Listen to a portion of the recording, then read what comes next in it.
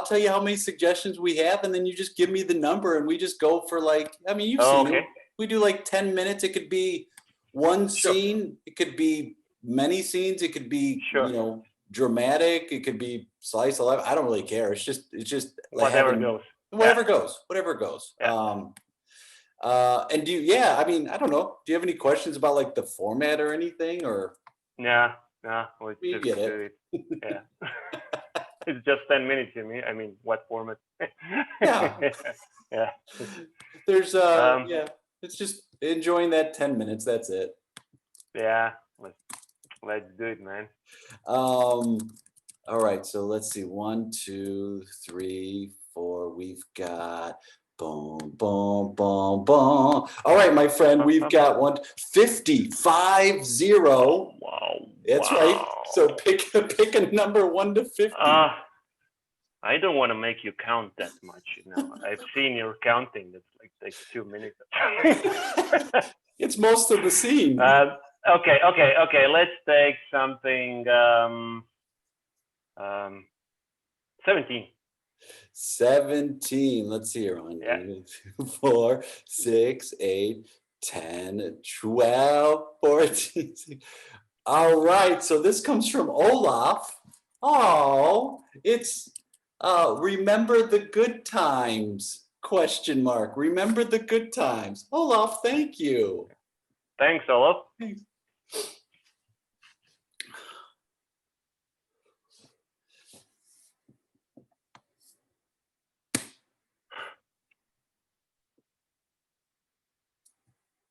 Oh, you're somewhere else again, right?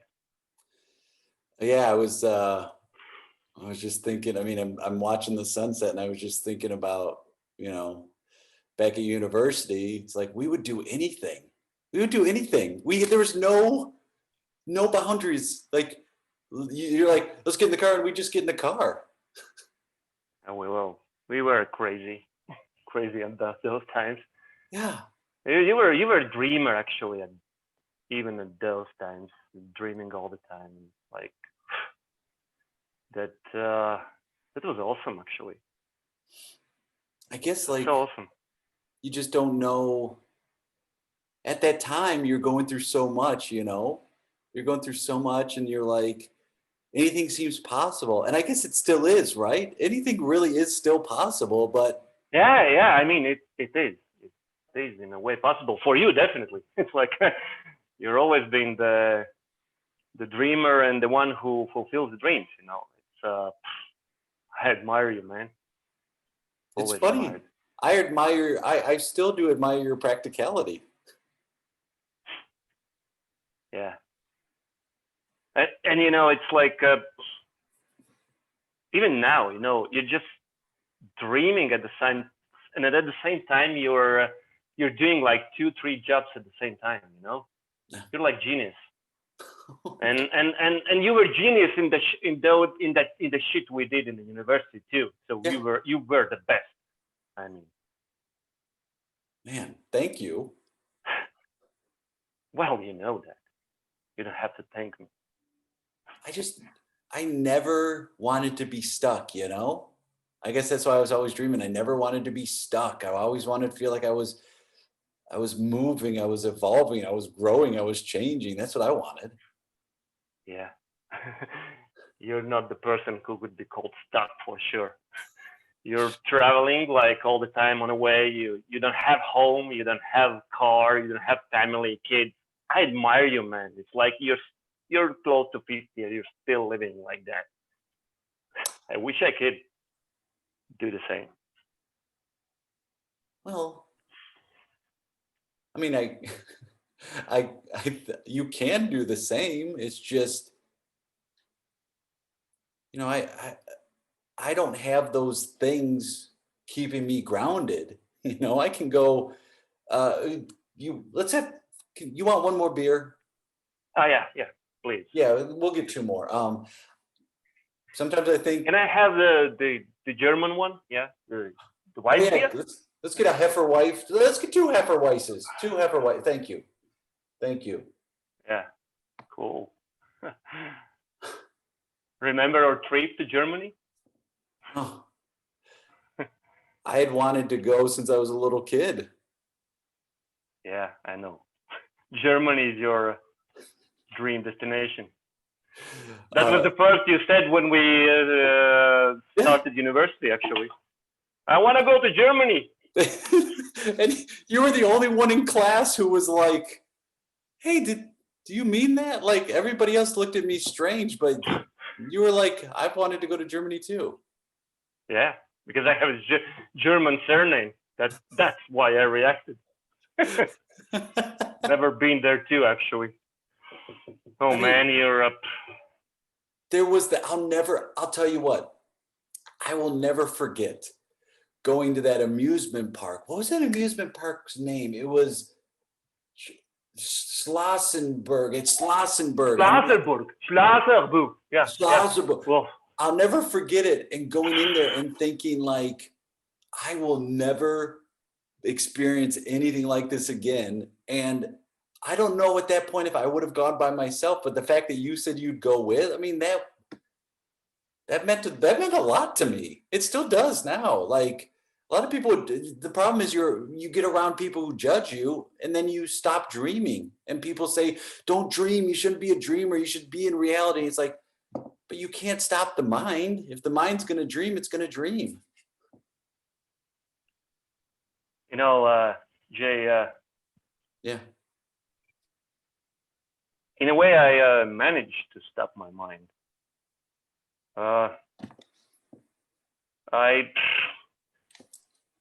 Well, it has never. I've never been that smart or like you were in university. You know, I had to settle with the job which I don't really like, and you know that. Yeah. And with the wife that I don't like that much either. You know that too. Yeah. But I had to do what I had to do. Well, you were the dreamer. You had the big step. You could cover the world. You know, you could conquer the world. You're still doing that, actually. You think you've stopped? Well, I think I will stop. Yeah.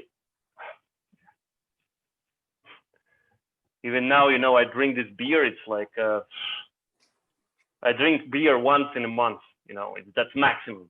Maximum. Yeah, me. No. Wait. Yes.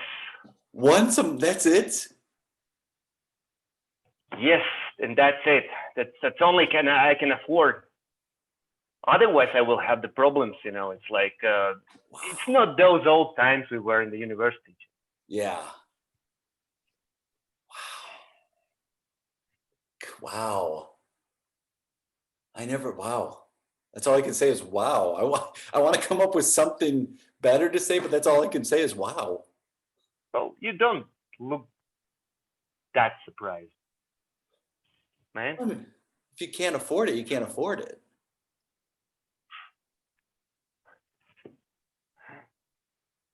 I mean, you're not surprised. No, I'm not surprised, but like, honestly, you look very thin too. I think like not having those extra calories, I mean, that's. Well, I am thin. I've always been thin, you know. Yeah. I am always been on the thin side, you know. It's like everywhere. Like I've thin in my body. I've never had enough money. I've seen. Well, I'm thin by default. Are you happy?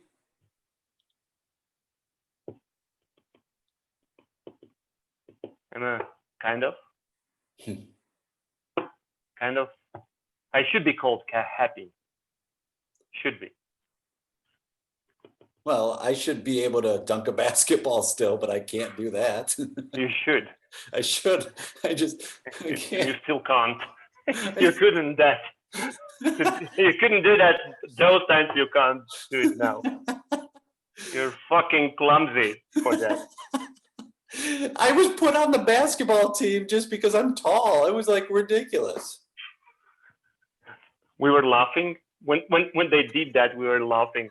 Actually, we recommended them to you know, we told the coach that, you know, look at this guy. He's like perfect. He was perfect in high school. You know, he was like real dunker. And they really believed us.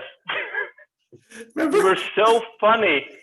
I had the headband come out of the locker room with the headband on, and I had cargo shorts, and I'm like, all right, put me in, coach. Yeah. It was so funny to see how you are failing, man. Yeah. At least somewhere. Yeah. I guess whatever that view of success was never really was attractive to me. I guess I got some sort of enjoyment out of failing. And maybe that's why I never got married. Maybe that's why I never settled down, is because I thought that was succeeding. So I thought maybe, hey, I'm going to fail at that. I mean, do you know how long my longest relationship has ever been? Do you know how long? Few weeks. Yeah. 3 weeks. 3 weeks. And then I run away. And then I'm like, I remember those times. Yeah. You were the most unhappy person in the world. Yeah. You had the greatest girl and you were the most unhappy person in the world. So then I'll ask you, who's settling between the two of us? I get unhappy with things and then I just leave. So maybe I'm settling for that lifestyle that now I'm accustomed to. I don't know. I feel like the grass is always greener on the other side. And you look at people's situations and you go, they've got it figured out. They're happy. Like I look at you and I'm like, Jay, yeah. Are you happy?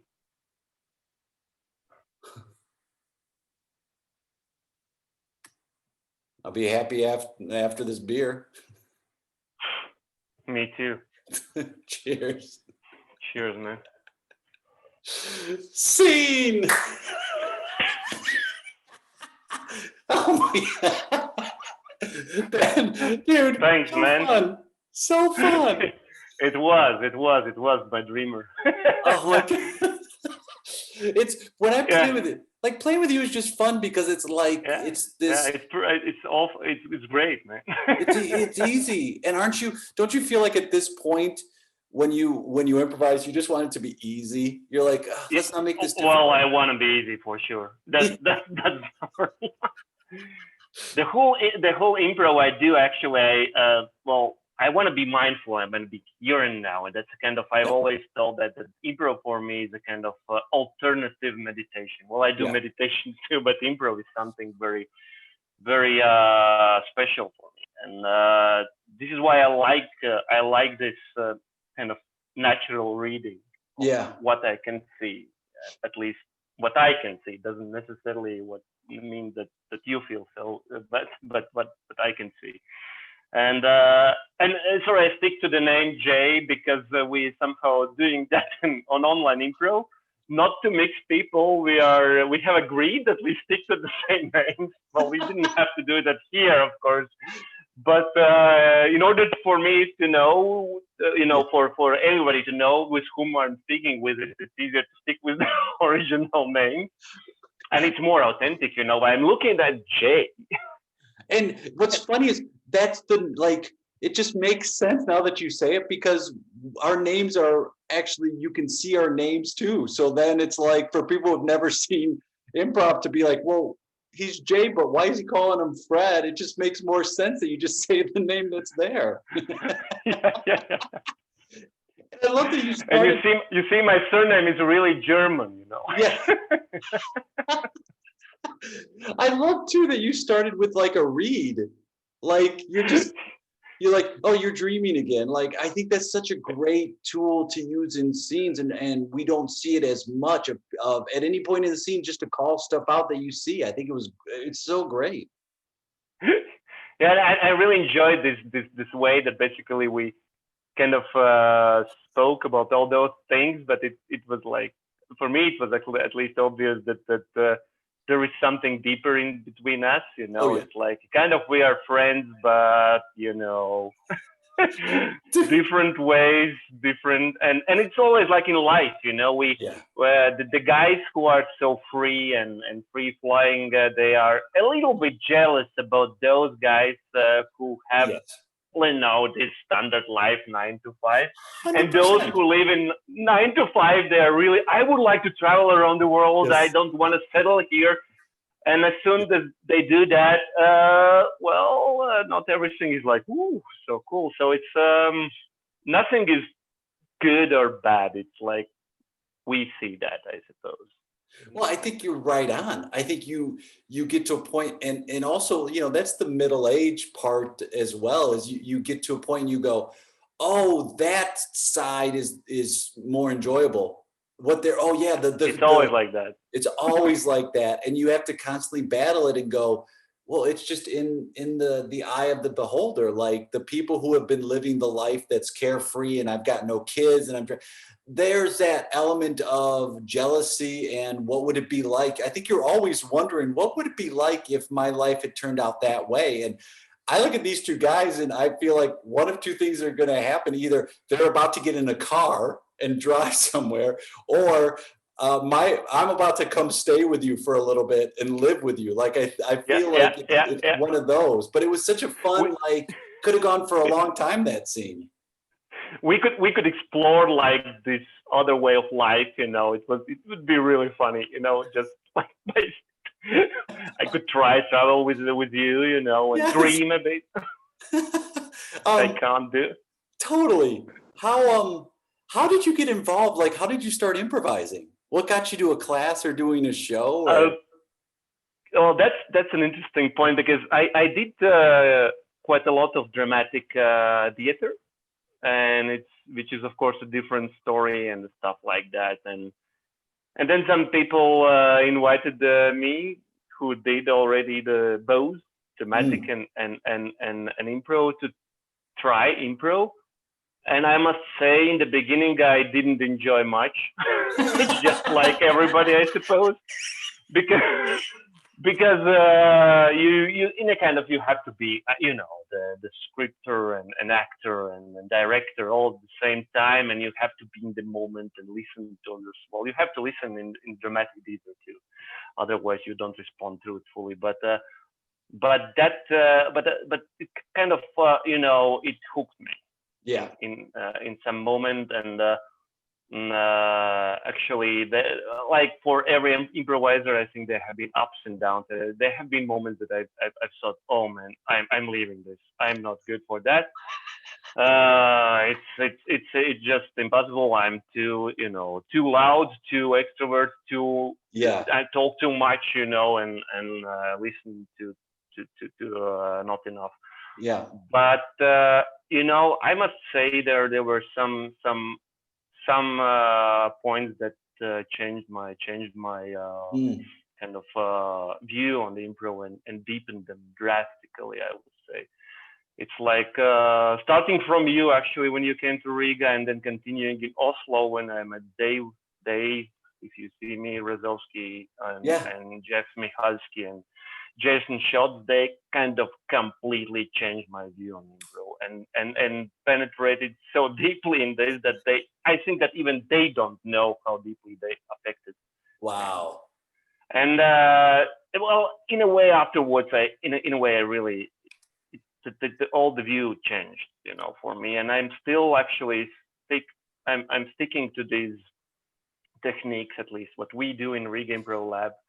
The techniques that are kind of taught by Dave or Jeff, and in a way they are really hard, especially Dave's techniques, like the heightening the point of view, and it's really a challenge. But once you get there, there's something amazing in a way, and then you can kind of add everything else on top of that. So. Well, we participated actually in testing Dave's new exercises, like beta testers, they called us. Yep. So we tested the new exercises. They were really, really great. So we are waiting for his book finally to come out. he's been working on that. I know Dave is a tough point, sorry, but we are still waiting.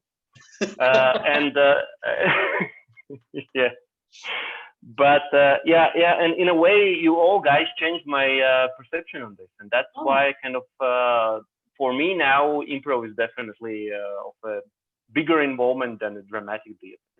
Well, these days it's obvious, of course, you cannot do dramatic theater anymore, but I love it, and I love my team.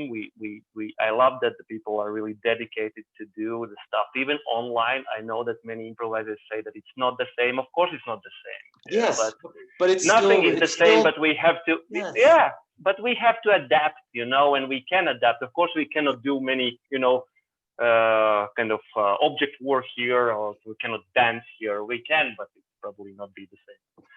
But we can do a lot, and I would like to encourage every improviser in the world to continue. It's not that difficult, so we just have to adapt. I know that many are doing like you do. It's really great, and it's cool. I think we will come back after this crisis much stronger as we were. What's the best way if people want to like follow things you're doing online or connect? Like, what's the best way they can do that? Well, it's the best way is actually you can find me like Rolands. You see the name and surname. I know it's very difficult because I don't remember many school teachers who could pronounce my surname correctly, even here. Really? They always it was really difficult for them.